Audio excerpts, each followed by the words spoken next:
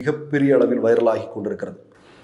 RSS தொடர்ந்து சில விஷயங்களை இங்கே இந்தியாவில் செஞ்சுட்டு இருக்காங்க. உங்களுக்கு நல்லா தெரியும். இப்போ உணவினுடைய பேரில், உடையினுடைய பேரில், இருப்பிடத்தை இல்லாமல் செய்யக்கூடிய இப்படிப்பட்ட பல்வேறு நெருக்கடிகளை இங்கு இருக்கக்கூடிய முஸ்லீம்களுக்கு ஆர்எஸ்எஸ் தொடர்ந்து செய்து கொண்டிருக்கிறது என்பது நமக்கு எல்லாருக்கும் தெரியும்.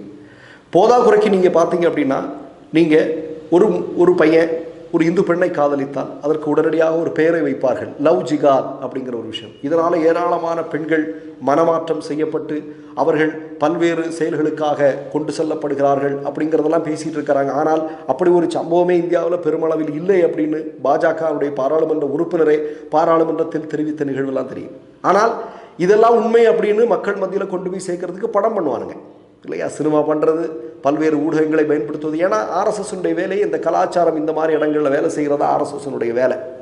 அப்போ அதை தொடர்ந்து செய்து கொண்டிருக்கிறார்கள். ஆனால் மறுபுறம் என்ன நடந்துட்டு இருக்கு? அதெல்லாம் உண்மை இல்லை, அப்படி இல்லை அப்படிங்கிறதான். இப்போது இந்த மனிதர் எதற்காக இஸ்லாத்தை அவர் தழுவி இருக்கிறார் அப்படின்னு சொல்றதுக்கு அவர் சொல்லக்கூடிய காரணம் என்ன? நான் இருந்த மதத்தில் எனக்கு சுயமரியாதை இல்லை, அங்கே சமத்துவம் இல்லை, அங்கே சகோதரத்துவம் எதுவுமே இல்லை, அதனால் நான் இஸ்லாத்தை தழுவினேன் அப்படின்னு அவர் சொல்கிறார் இல்லையா? அப்படி தானே சொல்கிறார். இப்போ உங்களுக்கெல்லாம் நல்லா ஞாபகம் இருக்கும், ஆர்எஸ்எஸ்காரன் தொடர்ந்து சொல்லக்கூடிய விஷயம் என்ன? அதாவது வாழ்முனையில் தான் இவர்கள் மதமாற்றத்தை செய்தார்கள், அதிகாரத்தின் மூலமாகத்தான் மதமாற்றத்தை செய்தார்கள். அப்படின்னா நமக்கு ஒரு சின்ன சிம்பிளான ஒரு கேள்வி, முகலாயர்கள் இந்தியாவில் எத்தனை வருட காலம் ஆட்சியில் இருந்தார்கள்? அவங்க நினைச்சிருந்தால் இந்தியாவை முழுமையாக ஒரு முஸ்லீம் நாடாக மாற்றி இருந்திருக்க முடியும். பிரிட்டிஷ்காரர்கள் நினைத்திருந்தால் கிறிஸ்தவ நாடாக மாற்றி இருக்க முடியும். அப்படி அல்ல இல்லையா? இப்போ நான் என்ன கேட்குறேன், ஆர்எஸ்எஸ் அப்படிங்கிற இயக்கத்தில் சமத்துவம் இருக்கிறதா? கிடையாது. ஜனநாயகம் இருக்கிறதா? கிடையாது.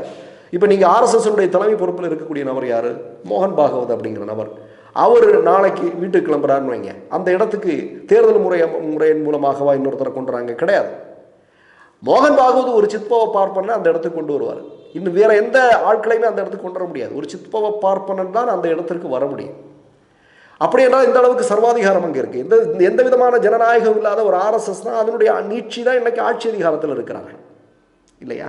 இன்னொரு செய்தியை நான் உங்களுக்கு சொல்ல விரும்புகிறேன். இப்போ இந்த ஒரு வீடியோ வைரலாகி கொண்டிருக்கக்கூடிய நேரத்தில் பழைய 2-3 செய்திகளை சொல்ல வேண்டியிருக்கிறது. பாபர் மசூதி இடிக்கப்பட்ட நேரத்தில் அதனுடைய முன்னணியில் நின்று ஒரு மிகப்பெரிய இடிப்பு நிகழ்வுகளை எல்லாம் நிகழ்த்திய ஒரு நபர் இருக்கிறார். அவர் பின்னாளில் இஸ்லாத்தை தழுவினார்.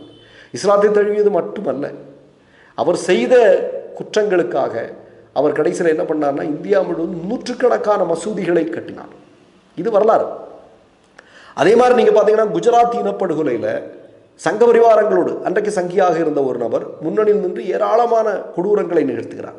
பின்னாளில் அதற்காக அவர் ரொம்ப மனம் வருந்துகிறார். மனம் வருந்தி ஆர்எஸ்எஸ்